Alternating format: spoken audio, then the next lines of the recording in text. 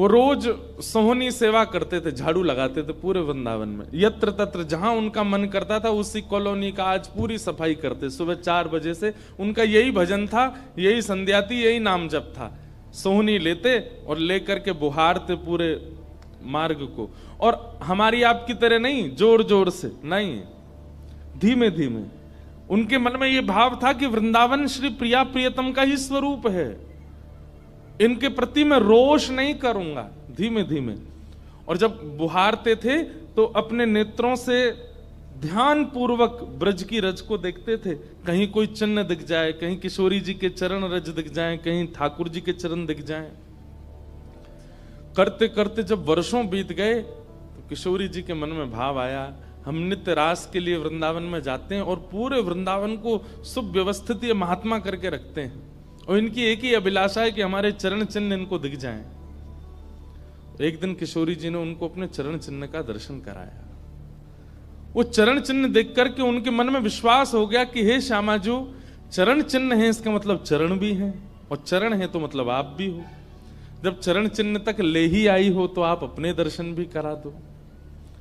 अब अगली उनकी स्थिति हो गई कि अब चरण चिन्ह नहीं, अब तो प्रत्यक्ष किशोरी जी को देखना है। लेकिन हमारे ब्रज की एक परंपरा है कि जब तक किशोरी जी की सखियां अनुमति नहीं देंगी ना, तब तक किशोरी जी के दर्शन नहीं हो सकते। इसलिए ललिता जी को मनाओ, विशाखा जी को मनाओ, यमुना जी को मनाओ, गोपेश्वर महादेव को मनाओ, सखियां जब रीझ जाएंगी तब किशोरी जी से मिलना होगा। तो जब तक ललिता विशाखा आदि सखियां अनुमति नहीं देती तब तक किशोरी जी के दर्शन नहीं होते। लेकिन किशोरी जी तो चाहती हैं कि उनको दर्शन दें।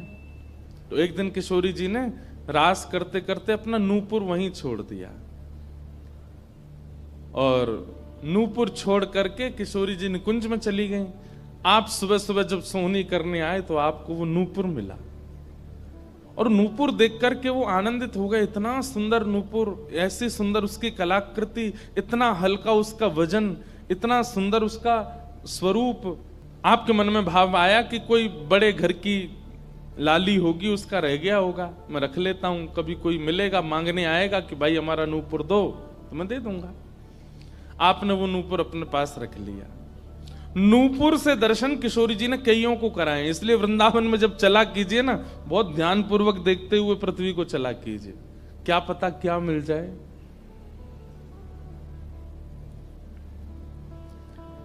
सूरदास जी को भी नूपुर से ही दर्शन हुए किशोरी जी के, और आज इन महापुरुष को भी हो रहे हैं। मुझे नाम स्मृति में नहीं आ रहा है, शायद संभवतः श्याम चरण दास जी नाम था। तो नूपुर को अपने पास रख लिया।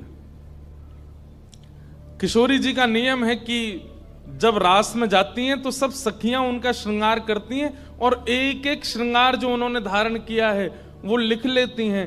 कानन में कुंडल पहने हैं, गले में ये हार पहना है, उसके ऊपर मोतिन की माला पहनी है, फिर गुंजा माला पहनी है, फिर नवलखा के हार पहने हैं, हाथन में इतने कड़ूला पहने हैं, पैरन में पाजे। क्यों? बोले रास में श्याम सुंदर आते हैं, पता ना काचोरी करके भाग जाएं। अगर एक कम रह जाए तो फिर ठाकुर जी की शामत कहाँ है, हमारी श्री जी का श्रृंगार बताओ। इसलिए सब सखियां जो हैं किशोरी जी के सिर से लेकर नख तक एक एक श्रृंगार को लिख लेती हैं पहले, रास में भेजने से पहले।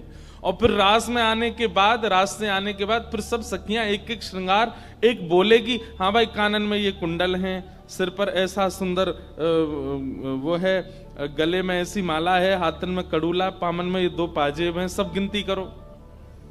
और एक एक करके उतारती जाती है सखियां। आज किशोरी जी के चरणों का एक नूपुर नहीं है। शाखा आदि बोली, हे श्यामाजू आपका एक नूपुर कहां गया? बोले अरे मो तो पतो ना है, सके नृत्य करते करते रह गए हो वृंदावन में। ललिता विशाखा बोली, स्वर्ग के इंद्र के हाथी के दांतों से बना हुआ नूपुर है वो, सामान्य नूपुर नहीं है। आपके ऊपर तो कोटि कोटि ब्रह्मांड वारी वारी जाते हैं किशोरी जी, पर वो नूपुर ठाकुर जी ने आपको भेंट किए हैं, बड़े बहुमूल्य नूपुर हैं। अब किशोरी जी बोली, मोह ना पता कहां रह गए हो, कहीं पे। किशोरी जी तो मन बना चुकी है ना, दर्शन देना है उनको। तो ललिता विशाखा ने विचार किया कि हम ही जाती हैं, ढूंढ के आती हैं निकुंज में, कहाँ है, वृंदावन में। बोले अपने रूप में तो नहीं जाएंगी, तो एक वृद्धा का रूप धारण किया, एक वृद्ध मैया का रूप धारण करके ललिता विशाखा गई और वृंदावन में ढूंढने लगी नूपुर कहाँ है। तभी ढूंढते ढूंढते वो महाराज जी सोहनी कर रहे थे, उनके सामने पहुंची। अरे बाबा, हमारी लाली आई सवेरे सवेरे यहां पे, और बाके पाम को एक नूपुर रह गयो, तेने देखो। बाबा बोले तुम कौन हो रही? बोले हम पास के गांव की रहवारी, हमारी बहू है वो, और या की लाली है वो, जाको नूपुर रह गयो है। बाबा बोले मैं कैसे पहचान जाऊं कि तुम्हारी ही लाली का नूपुर है? भाई मनचले लोग हैं, बहुमूल्य वस्तु किसी पे देखते हैं तो सब अपना अपना बताते हैं। रोड में अगर 100 रुपया गिर जाए और 50 लोग वहां से निकल रहे हों, कि कोई पूछे भैया 100 रुपया किसका, सब अपनी जेब चेक करते, भले ही कुछ लेके नहीं थे, भले ही जेब में कुछ नहीं था, फिर भी देखते लग तो मेरा ही रहा थे, मेरे जेब में 100 रुपए तो थे। सब अपना बताते हैं बहुमूल्य वस्तु को। तो मैं कैसे मानूं कि तुम्हारा नूपुर है? अरे बाबा हम कह रहे हैं तुम थे। बोले कहवे को अभी मैंने तो मैं तो असमंजस में पड़ जाऊंगा कि मैंने गलत आदमी दे दियो। बाबा फिर कैसे माने को? बोले एक नूपुर मेरे पास है, एक नूपुर तुम्हारी बहू ने ही पहन रखो होगो, वाकू ले आओ और यहां ला करके मुझे पहले नूपुर की पहचान करा तो मैं दूसरा दे दूंगा। ललिता विशाखा बोली बड़ो चतुर बाबा है, श्री जी को बुला रहा है। अरे बाबा तो शर्म ना आवे, ऐसी घर की बहू बेटी ने हम तेरे पास लेके आवेंगे? बाबा बोले तो फिर चले जाओ, तुम पे भैया खूब धन धान्य, दूसरों नूपुर बनवा लियो, जे मुंह पे ही रहने दो। ललिता विशाखा बड़ी चिंता में लौट करके आई तो किशोरी जी बोली क्या बात है, आप इतनी चिंतित क्यों? बोले एक बाबा है, बाने आपको नूपुर धल लियो, यूं कह रहा है कि पहले जिनके पास एक नूपुर है उनको लेके आओ तब दूसरा दूंगो। तो श्री जी बोली इसमें क्या देर है, फिर ले चलो, चलते हैं ना। विशाखा जी समझ गई, बोले हे ललिता जी ये सब लीला किशोरी जी कर रही हैं, इनको दर्शन देना है उनको, और हमसे और आपसे स्पष्ट कह नहीं सकती, क्योंकि हम तो फिर सबको परखने लगती है ना कि इसमें कोई दोष तो नहीं, इसमें क्या गुण है। इसलिए किशोरी जी सीधे हमसे नहीं बोल करके और ये लीला कर रही हैं, इनको ले चलो। और किशोरी जी आई वृंदावन और महात्मा बैठे सोहनी कर रहे थे, और सामने से जैसे ही किशोरी जी को आते हुए देखा, बाबा ले हमारी बहू आ गई, अब नूपुर दे दे, देख या को नूपुर भी वैसा ही है। बाबा बोले मेरी आंख की कमजोर है ने, दूर से दिखना रही, पास लाके हाथ से स्पर्श कराओ। ललिता विशाखा बोली बाबा तो शर्म ना आ रही अपनी बहू को स्पर्श करा में?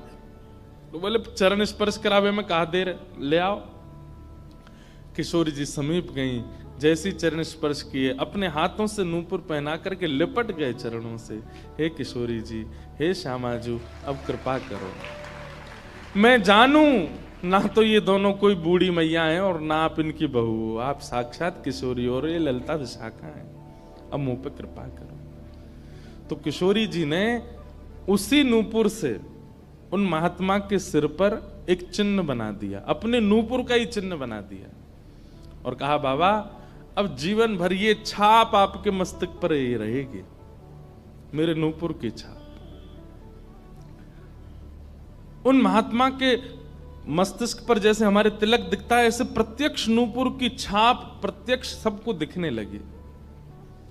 अब ये तो थी उनके ऊपर कृपा, लेकिन इससे क्या हुआ कि वे महात्मा लौट करके जब अपने आश्रम आए तो उनके गुरुजी ने जब उनके माथे पर देखा तो वो बोले ए तुमने अपने गुरु के द्वारा दिया हुआ चिन्ह बदल दिया, हमने जो तुमको तिलक दिया तुम वो क्यों नहीं लगाते, ये क्या लगाए घूम रहे हो? तो हाथ जोड़ के निवेदन किया गुरुजी ये कोई तिलक नहीं है, ये कोई चिन्ह नहीं है, ये तो मेरी किशोरी जी ने कृपा करके अपने नूपुर का चिन्ह मुझे दे दिया है। तो गुरुदेव बोले हाँ तू बहुत बड़ा भक्त है ना, किशोरी जी आकर के तुझको चिन्ह देंगी। कोई माने नहीं, सब बोले जाओ इसको मिटा के आओ और जो मैंने तुमको चिन्ह दिया है वो लगाओ। अब पहले तो उनके हाथ कांपे कि मैं इसको कैसे मिटाऊं, लेकिन गुरु आज्ञा से ऊपर कोई नहीं। देखो ये गुरु निष्ठा होती है। किशोरी जी ने भले ही चिन्ह दिया लेकिन गुरु आज्ञा है तो ठीक है। गए यमुना जल से, सुबह से शाम हो गई मिटाते मिटाते, लेकिन वो चिन्ह मिटा नहीं उनसे।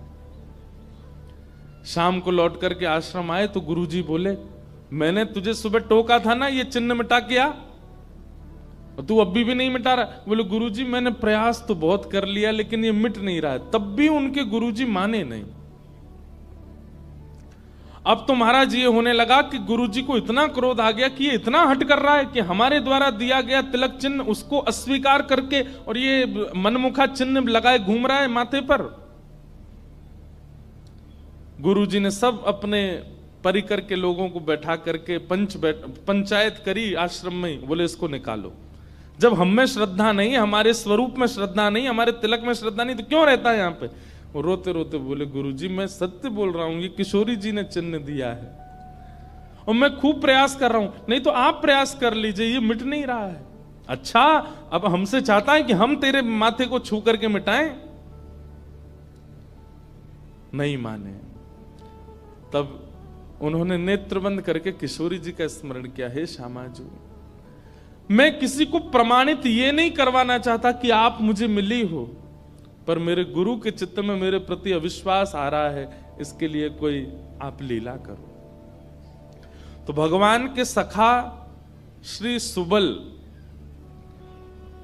सुबल जी की ये आराधना करते थे। ये जो महापुरुष थे ये ठाकुर जी के सखा सुबल का चिंतन करते थे कि कभी मैं ठाकुर जी से मिलने का मन हो तो सुबल, जैसे भगवान के सखा है ना, तनसुका मनसुका धनसुका मधुमंगल श्रीदामा सुबल, तो ये सुबल का चिंतन करते थे कि सुबल कभी कृपा करेंगे तो मुझे ठाकुर जी से मिला देंगे।